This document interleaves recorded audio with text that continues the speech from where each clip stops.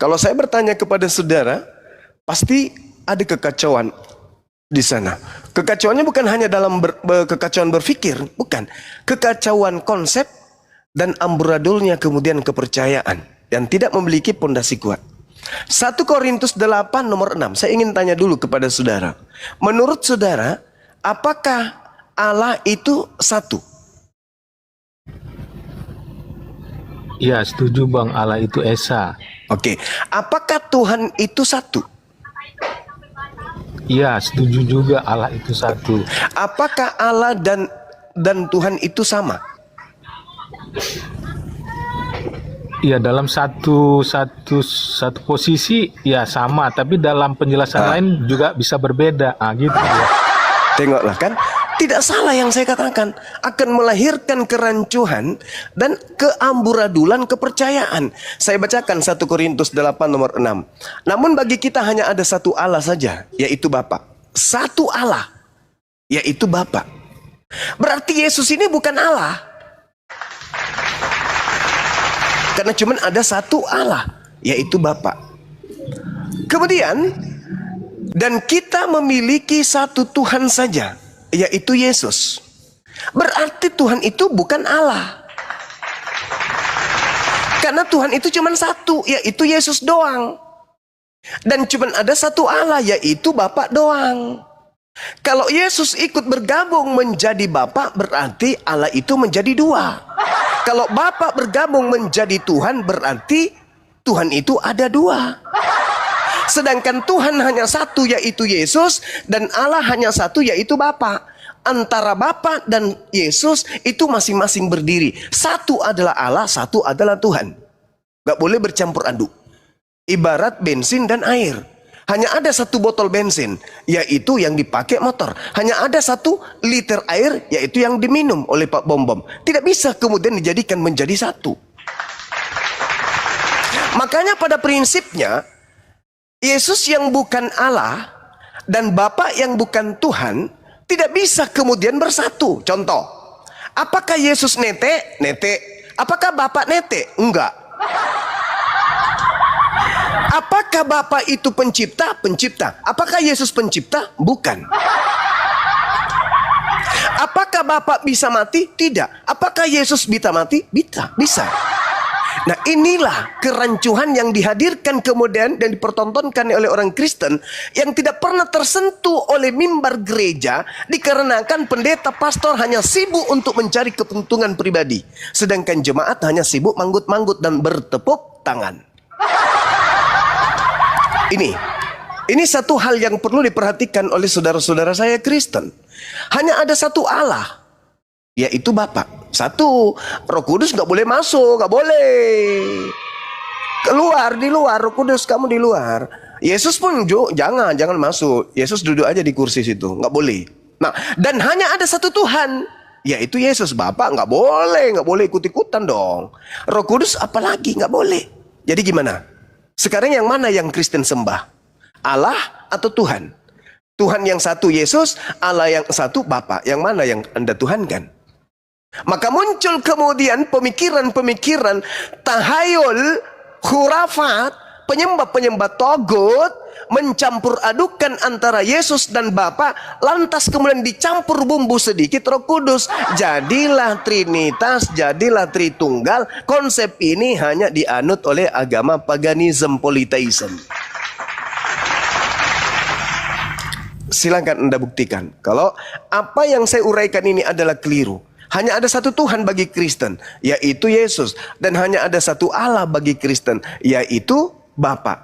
Nanti akan semakin bingung kalau saya bertanya, Allah dan Tuhan bedanya apa? Saya kira begitu. Saudara Silakan. semua. Silakan. Shalom, apa kabar saudara semua? Saya baik. Boleh saya tanggapi? Boleh, silakan. Kalau Bang Adi gimana, Bang Adi? Ya, silakan Bang. Silakan Saudara Rames. Jadi dari tadi Bang Suma membawa bahwa ayat yang mengatakan bukan setiap orang yang memanggil Tuhan Tuhan akan masuk ke dalam kerajaan surga, tapi orang yang melakukan kehendak Bapa. Nah, di sana sudah jelas bahwa iman itu bukan hanya sebatas ucapan saja, tapi iman karena perbuatan. Iman tanpa perbuatan itu hakikatnya mati, seperti itu, saudara. Nah itu, tapi bukan berarti percaya kepada Yesus itu tidak masuk kepada kerjaan surga ya. Itu saudara bisa baca di dalam Yohanes 14 ayat 6, akulah jalan kebenaran dan hidup. Tidak seorang pun bisa sampai kepada Bapa, tidak seorang pun, saya garis bawahi, tidak seorang pun bisa sampai kepada Bapa jika tidak melalui Dia, yaitu Yesus. Ya, itu perlu Anda garis bawahi itu. Terus ada banyak ayat lagi yang ingin saya sampaikan, yaitu di Yohanes 11 ayat 25, akulah kebangkitan dan hidup. Dialah kebangkitan dan hidup itu. Barang siapa percaya kepadaku, ia akan hidup walaupun ia sudah mati. Dan masih banyak hal, masih banyak apalagi ayat lagi ya. Tapi oke lah, saya rasa itu cukup. Nah, saya ingin katakan kepada saudara, apakah ini cuma perkataan atau ada bukti nyata di sana? Nah, dari mulai Yahudi kita tahu bahwa salah satu tokoh ya, bukan satu-satunya, salah satu tokoh, yaitu Elia, Nabi besar Elia, itu sudah terangkat ke surga dan sampai saat ini jasadnya tidak ada di bumi. Itu satu tokoh. Yang tokoh kedua dari perjanjian baru, yaitu Yesus. Ya, itu sudah terangkat ke surga juga. Yang apa itu Nabi Elia tercatat di luar Raja-Raja pasal 2 ayat 11. Dan Yesus tercatat di Lukas 24 15 ayat 15, di Markus 16 19. Itu dia terangkat ke surga dan sampai saat ini jasadnya tidak ada di bumi. Nah, pertanyaan saya, yang membawa wahyu terus sahabat-sahabatnya sampai zaman sahabat-sahabatnya dan seterusnya, adakah yang sudah terangkat? Kalau ada dalilnya di mana, saya minta. Terima kasih. Oke, ya menarik ya yang Anda uraikan ini. Yang pertama, Yesus itu adalah jalan, kebenaran, hidup. Masya Allah. Terima kasih Anda sudah mengakui Yesus itu jalan. Dengan demikian, sebagai jalan dia sudah pasti bukan yang mati tergantung di atas salib. Kalau jalan mati hancur, tol berantakan, orang nggak bisa sampai ke tujuan. Kalau jembatannya jalannya rusak. Kemudian Anda menyinggung Elia. Elia kalau Anda baca di dalam kitab 1 Raja-Raja 18 dari data nomor 41 sampai 46, Elia itu adalah orang yang sangat taat, beribadah kepada Elohim, sujud di dalam menyembah.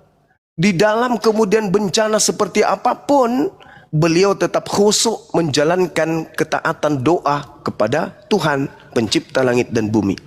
Beliau sujud dalam beribadah, beliau kemudian berbungkuk ke tanah untuk kemudian menyimpan wajahnya di antara kedua lututnya, supaya dia, si Elia ini, menghibah kepada Tuhan pencipta langit dan bumi. Rupa-rupanya orang yang kemudian sujud beribadah, bertekun di dalam berdoa kepada pencipta langit dan bumi, bisa naik ke langit. Begitu juga Yesus. Artinya apa yang dipraktikkan hari ini oleh orang Islam sudah ada lebih dulu yang menjadi contoh, dan orang-orang ini terangkat ke langit. Sekarang zaman modern, sudah ada pilot, sudah ada rudal, ya, tapi belum ada penyembah Yesus yang naik ke langit ke surga. Belum ada orang yang nyanyi-nyanyi hari Minggu itu naik ke surga. Tapi kalau orang yang sujud, memohon kepada yang memiliki langit dan bumi, sudah ada contohnya. Itu satu. Saya hanya ingin mengatakan kepada saudara, kalau Anda mengakui Yesus itu adalah jalan, mustahil Anda menjadi Kristen. Karena jalan yang ditunjukkan oleh Yesus bukan ke gereja. Jalan yang ditunjukkan oleh Yesus itu adalah ke sinagoge, ibadah Sabat, kitabnya Tanak, menyembah kepada Elohim, tidak menyembah kepada anak Maria bernama Kristus. Kalau Anda mengikuti jalan Yesus, mustahil Anda jadi Kristen, saudara. Anda pasti menjadi praktisi Torah. Kalau Anda menjadi praktisi Torah, Anda bersunat, Anda nggak makan babi, Anda nggak makan anjing, Anda tidak minum khamar, Anda tidak ke gereja, Anda tidak Kristen. Jalan yang ditunjukkan oleh Yesus adalah Shema Israel Adonai Eloheinu Adonai Ahad. Jangankan Bani Israel, kepada iblis aja Yesus ajarkan, Yesus perintahkan untuk menyembah kepada Elohim saja. Sedangkan Kristen adalah satu kekuatan kelompok anak keturunan Adam yang mencoba untuk memblokade pencipta langit dan bumi, yaitu Elohim, agar bukan dia saja yang Tuhan, tetapi Kristus juga Tuhan. Jadi kekuatan yang digalang oleh anak keturunan Adam separuh, yaitu Kristen, berkongkong-kongkong mereka untuk menyatukan kekuatan, mengkudeta pencipta langit dan bumi dengan melantik anak manusia yang bernama Kristus itu sebagai Tuhan. Ajaran setan. Pencipta langit dan bumi itu tidak bisa diganggu gugat oleh siapapun. Mau dia manusia mati, mau dia yang bersunat pada hari ke-8, orang tuli, orang bisu, orang conge, orang oleh manusia. Meskipun namanya Kristus, Kerastas, Spertus, Andrianus, tak ada manusia yang bisa setara dengan itu. Dan lagi-lagi Yesus mempersaksikan itu. Satu-satunya, tak ada yang lain. Kamu Yesus gimana? Masa kamu enggak? Enggak. Aku hanya aku Mesias, aku utusan, aku Rasul besar, aku Nabi besar. Tapi bagi Bani Israel doang. Jangan ditambah-tambahin. Apalagi diangkat menjadi Tuhan. Jangan. Jadi itu posisinya itu di situ, saudaraku. Jadi kalau kita berbicara mengenai keselamatan, maka poin yang diberikan kepada manusia oleh para Israel hanya sebagai rasul utusan Tuhan kepada Bani Israel. Titik. Percaya kepada keadaan itu, kata Yesus, hidup kekal itu adalah mereka mengenal Engkau satu-satunya Elohim dan mengenal aku sebagai utusan Elohim. Kalau menurut Yesus, kata Yesus, kalau ada yang melebih-lebihkan itu berarti itu sudah penyesat. Silakan. Oke, terima kasih ya, terima kasih. Tadi saudara mengatakan bahwa Elia taat karena dia taat kusuk kepada Tuhan. Apakah Tuhan Bapa tidak tahu? Nah, tadi saya bertanya kepada saudara, seharusnya saudara bagaimana untuk menguatkan keimanan kita semua seperti itu.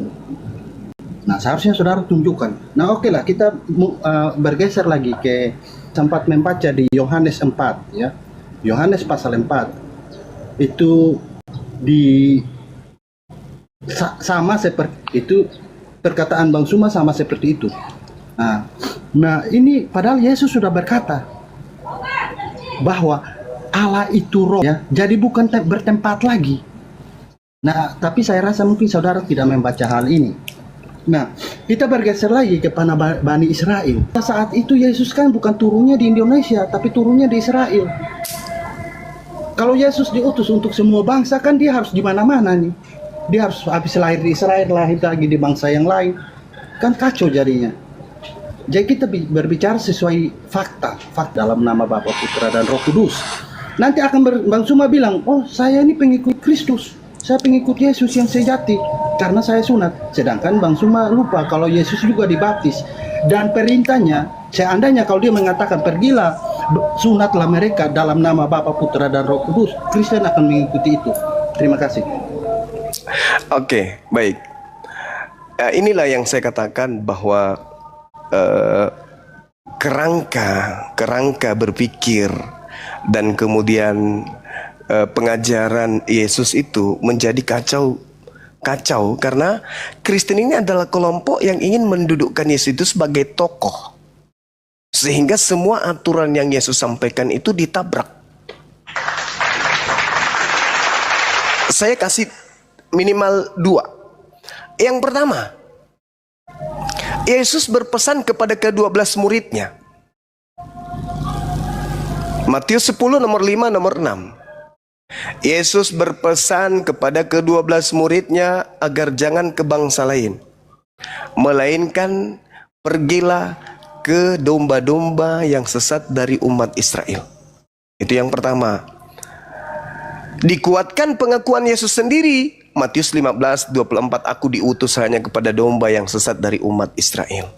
Dikuatkan lagi doanya Yesus di dalam Yohanes 17:9, aku berdoa bukan untuk dunia, aku berdoa untuk mereka Bani Israel. Itu yang pertama. Yang kedua, kepada mereka domba-domba Israel, orang-orang pilihannya Yesus, Yesus berpesan, waspadalah kepada penyesat yang datang kepadamu dengan memakai nama Yesus dan berkata, akulah Kristus. Berarti akan ada penyesat yang datang kepada murid Yesus, mengaku Yesus Kristus, dan menyesatkan banyak orang. Jadi kalau hari ini ada orang yang mengatasnamakan dirinya sebagai pengikut Kristus, pergilah ke seluruh dunia, jadikanlah seluruh bangsa menjadi muridku. Inilah yang diwaspadai oleh murid-murid Yesus. Inilah yang diwaspadai. Penyesat yang datang dengan memakai nama Yesus dan berkata, akulah Kristus. Kepadaku telah diberi kuasa, pergilah ke seluruh dunia, jadikanlah seluruh bangsa menjadi muridku. Bertentangan terhadap pengajaran Yesus yang dia berkata, murid-muridnya melarang, Yesus melarang murid-muridnya ke bangsa lain atau ke bangsa orang Samaria, melainkan hanya kepada domba yang sesat dari umat Israel.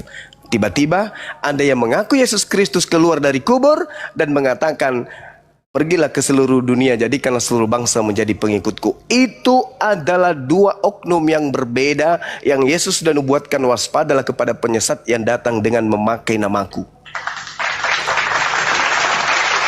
Jadi di dalam Matius 24 nomor 4 nomor 5, waspadalah kepada penyesat yang datang kepadamu dengan memakai namaku dan berkata, akulah Kristus. Dia akan menyesatkan banyak orang. Ini ucapan Yesus kepada pihak kedua muridnya. Kristen adalah pihak kelima.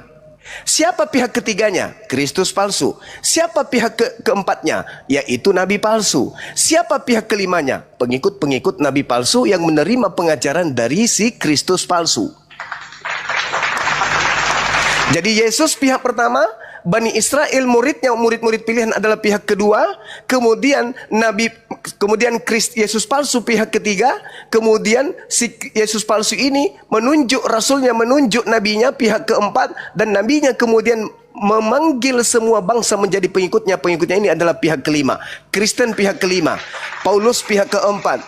Kristus yang datang kepada Paulus mengaku, akulah Kristus yang kau aniaya, adalah pihak ketiga. Dan murid-murid Yesus Bani Israel adalah pihak kedua, Yesus sendiri pihak pertama. Pihak kedua Yesus berkata, pihak pertama Yesus berkata kepada pihak kedua muridnya, waspadalah kepada penyesat. Pihak ketiga, penyesat yaitu pihak ketiga, mengaku Yesus Kristus. Nah, di mana Yesus menyinggung pihak keempat? Di dalam Matius 24 yang sama, data nomor 24. Sebab pihak-pihak ketiga, Yesus palsu, Kristus palsu, dan nabi-nabi palsu, tuh disebut di situ. Dan nabi-nabi palsu akan datang, akan banyak melakukan mukjizat dan menyesatkan orang-orang pilihan juga. Jadi kalau Anda sehari ini membawa nama Yesus, yang Anda bawa itu bukan nabi rasulnya Bani Israel, yaitu anak Maria, bukan, tapi Yesus Kristus yang datang kepada Paulus. Itulah yang Anda ikuti. Nah, karena kita berbicara mengenai jaminan keselamatan, yang Anda ikuti ini yaitu Yesus Kristus yang Anda kemudian bernubuat mengusir setan, kemudian bermujizat pakai namanya. Ketika nanti di hari kebangkitan Anda dipertemukan dengan Yesus yang asli, Yesus yang asli menyangkal, aku tidak mengenal kalian. Yang kalian ikuti itu adalah si palsu, yang dulu murid-muridku aku minta mereka waspada kepadanya, tapi ternyata kalian yang terperangkap di dalamnya. Enyahlah daripadaku, aku tidak mengenal kalian, kalian semua adalah pembuat kejahatan. Demikian. Oke, terima kasih Bang Suma. Bang Suma, saya tidak tahu, mungkin lupa atau bagaimana, tapi Bang Suma tidak menjawab setiap apa yang saya tanyakan. Oh, ada pertanyaan. Sorry, silakan. Pertanyaannya apa? Ya, tapi tidak masalah, saya selesaikan dulu ya. Nanti saya ulang pertanyaan saya. Oke. Nah, saya tahu Bang Suma akan melarikan ini kepada bahwa rasul palsu itu adalah seorang rasul, yaitu Paulus. Saya tahu itu. Jadi walaupun Bang Suma belum sempat sampaikan, tapi saya udah bisa terka ini jatuhnya kemana. Nah, oke, saya akan tunjukkan kepada saudara saya ya, kita harus tahu bahwa kitab Kisah Para Rasul itu bukan ditulis oleh Paulus, ya, tapi ditulis oleh Lukas. Nah, bagaimana mungkin seseorang yang apabila dia palsu dan tidak diakui, disahkan oleh rasul-rasul yang lain, mana mungkin mereka menulis tentang dia? Kita bisa lihat di Kisah Para Rasul, itu waktu pertama kali, itu di Kisah Para Rasul 7, ayatnya yang ke-58. Ya kan? Itu di sana kita bisa lihat bahwa Paulus itu awalnya Saulus, dia adalah orang yang jahat. Jadi dia dulunya sebelum bertobat dia adalah orang yang jahat. Tapi kita bisa lihat pertobatannya dia di Kisah Para Rasul 9. Masih di kitab yang sama, Kisah Para Rasul 9 ayat 1 sampai 19. Nah, itu dia bertobat. Akhirnya dia bersama ini Barnabas. Itu di Kisah Para Rasul 19 ayat 19 sampai 30. Ya. Nah, dan banyak lagi, ya, dan banyak lagi. Kita bisa lihat apa saja yang dilakukan Paulus setelah bertobat dan apa saja yang bisa dilakukan Paulus sebelum bertobat. Yaitu sebelum bertobat, Paulus itu seorang jahat, dia menganiaya pengikut Kristus dan dia tidak bermujizat. Ya kan? Dia tidak bermujizat pada saat belum bertobat nih. Nah, setelah bertobat dia sudah bisa berbuat mujizat. Nah, mujizatnya apa saja? Yaitu di Kisah Para Rasul 19 ayat 11 sampai 12. Yaitu sapu tangannya dia, bahkan kain bekas pakainya dia itu bisa menyembuhkan orang, bahkan berbagai penyakit seperti itu. Nah, di 2 Korintus 12 ayat 12 itu Paulus juga membuat banyak mujizat di sana. Ya, kita lihat di Kisah Para Rasul 14 ayat 8 sampai 10 itu orang lumpuh disembuhkan. Ya. Bahkan di Kisah Para Rasul 16 ayat 16 sampai 18 itu roh jahat dilepaskan. Ya, roh jahat, orang yang kerasukan itu dibebaskan. Mohon izin Bang Rames, kita langsung ke pokok pertanyaan Abang aja. Apa yang mau Abang pertanyakan kepada Abang Zuma, silakan Bang. Iya, saya selesaikan dulu. Terus di Kisah Para Rasul 16 ayat 26, di Kisah Para Rasul juga itu tentang penyihir ya, yang bahkan Paulus dengan perkataannya penyihir itu bisa buta. Nah, itu kelebihannya. Apakah Tuhan ini tidak tahu bahwa seorang yang palsu bisa dikasih begitu banyak hal-hal yang luar biasa seperti itu? Nah, saya tadi bertanya kepada Bang Suma, seharusnya Bang Suma menjawab saya dong. Ya kan? Seharusnya Bang Suma tunjukkan kepada saya datanya bahwa adakah yang sudah terangkat ke surga atau ke langit lah dan jasadnya tidak ada di bumi. Itu terhitung dari yang bawa wahyu. Karena tadi saya sudah bilang bahwa yang bawa wahyu yaitu Yahudi saya sudah akui. Karena apa? Yahudi kebenarannya salah satunya tokoh utama yaitu Nabi Elia, Nabi besar Elia sudah terangkat ke surga. Itu pertanyaan saya sangat sederhana. Bahkan di Perjanjian Baru itu tokoh utamanya adalah yang kita kenal, Tuhan Yesus Kristus, dan dia sudah terangkat ke surga. Jasadnya juga tidak ada di bumi. Dua-dua jasad tidak ada dan disaksikan. Nah, saya minta saudara saya ini tunjukkan kepada saya mulai dari yang bawa wahyu di Bapak Imani sampai ke zaman sahabat-sahabat dan seterusnya.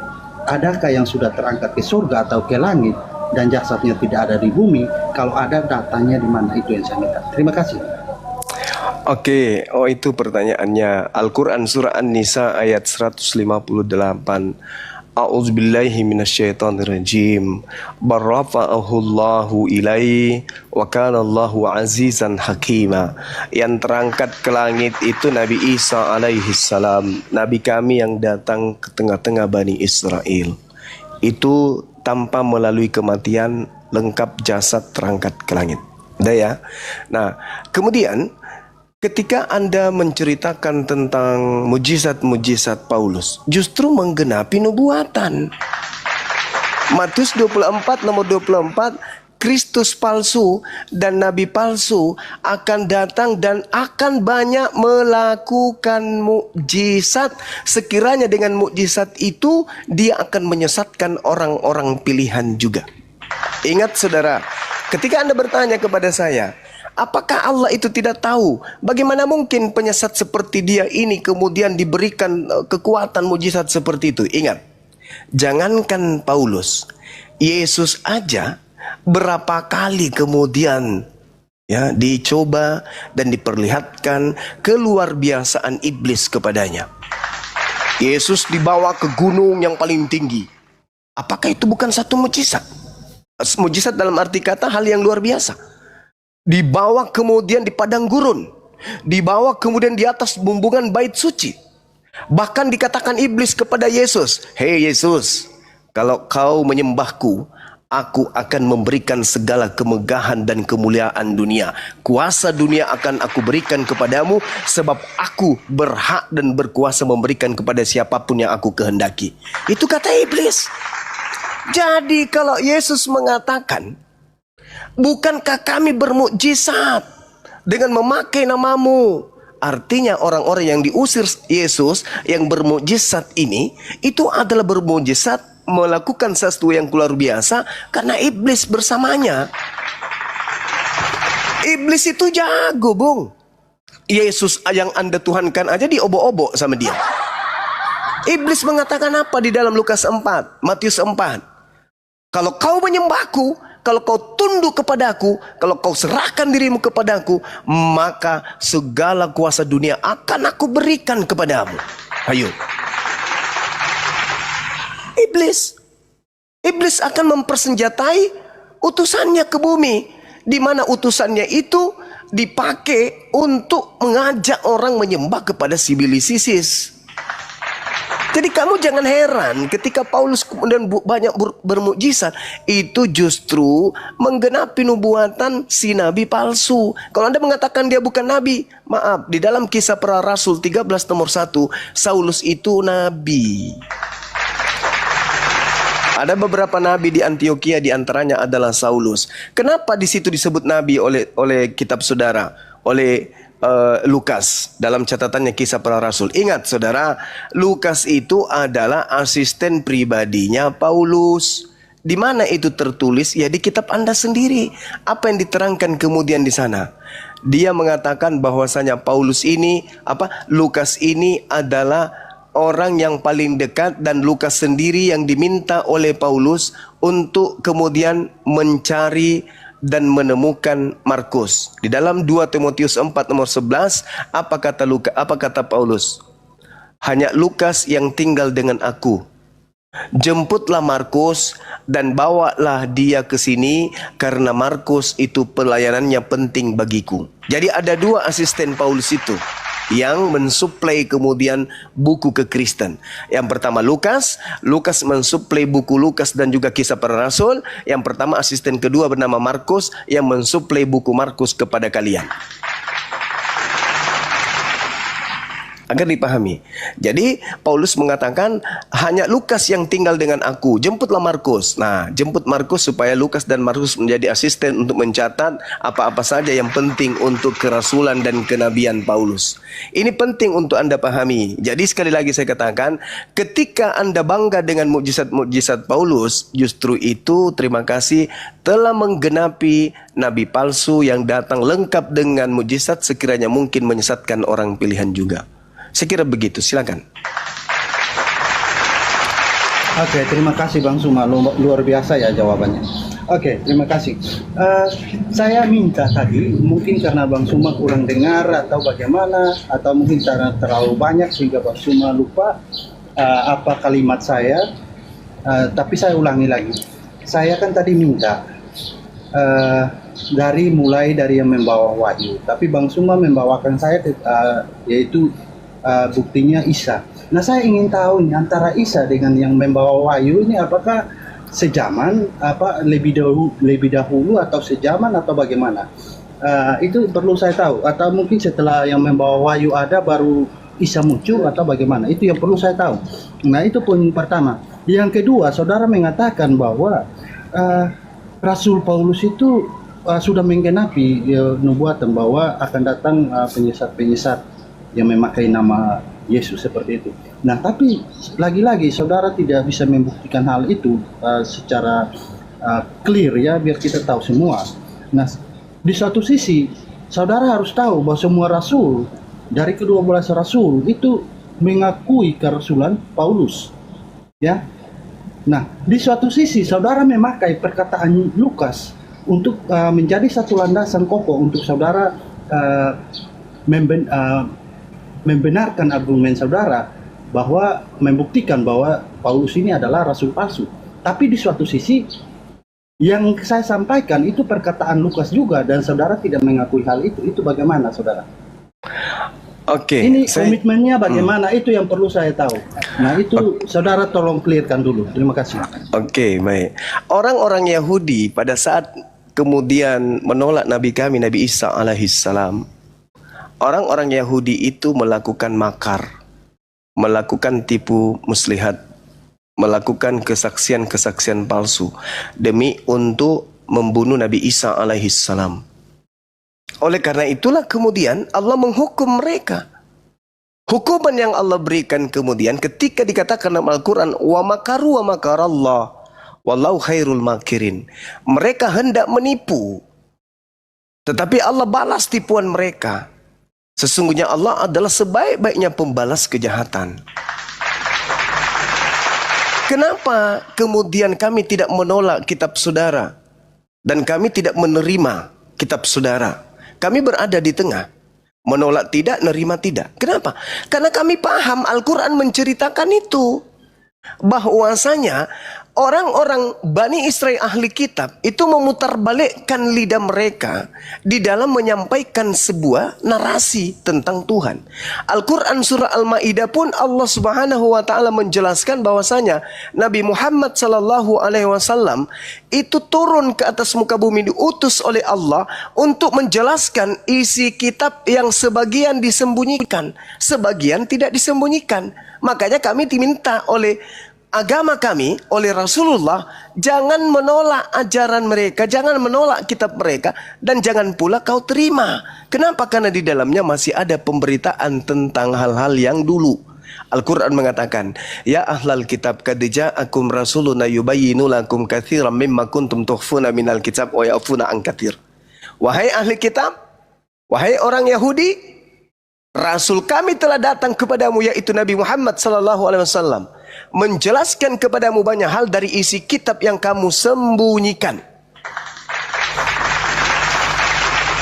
Kami menggunakan data yang Anda gunakan karena Al-Quran saya mengatakan kitab itu telah disembunyikan. Dan banyak pula yang dibiarkannya untuk tidak dijelaskan.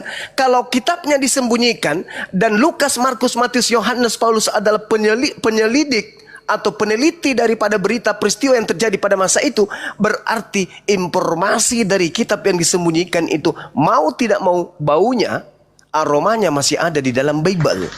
Karena dituliskan oleh wartawan hasil penyelidikan. Berarti apa yang disembunyikan oleh mereka ahli kitab yang kemudian diterangkan oleh Al-Quranul Karim oleh Nabi saya, pasti ada setidak melainkan ceritakan tentang peristiwa-peristiwa yang terjadi pada Nabi, kepada Tuhan yang menciptakan langit dan bumi. Dan itu ada kesamaan poin. Itu yang perlu saudara pahami. Kemudian tadi Anda berbicara, apakah Nabi Isa itu sama dengan yang menerima wahyu? Nabi Muhammad memerintahkan kepada kami beriman kepada nabi-nabi. Tidak sempurna iman kami kalau kami tidak beriman. Kami beriman kepada Nabi Isa alaihissalam yang kalian sebut Yesus. Di dalam Al-Quran dikatakan barrafa'ahullahu ilaihi wa kanallahu azizan hakima. Allah mengangkat Nabi Isa, Nabi kami.